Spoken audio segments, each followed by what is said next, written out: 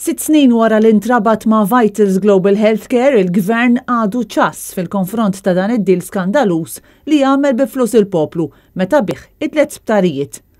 Wara snin ta' kontroversji waħda wara l-oħra marbuta ma' dan il-kuntratt vizzjat, il-Gvern għadu siq fuq siq fil-waqt li jibqa' jimpala il-miljuni lil Steward.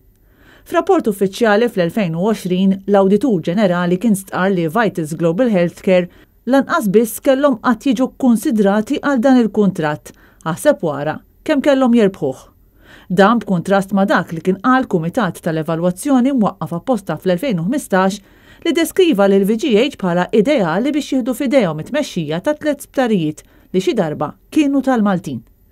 Imbagħad sena u nofsilu l-Prim Ministru Robert Abela kien ħabbar li kien waqqaf kumitat ieħor, din id-darba biex jerġa' jevalwa dan id-dil skandalus.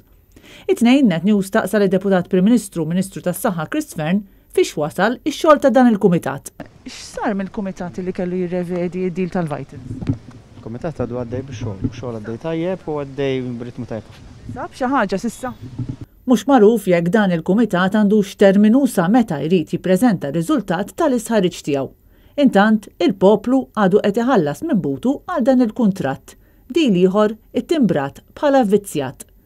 Il-Partit Nazzjonalista ilu snin jiġġieled biex l-isptarijiet tal-Maltin jiġu lura f'idejna bl-eks kap tal-partit Adrian Delija saħansitra fetaħ kawża l-qorti.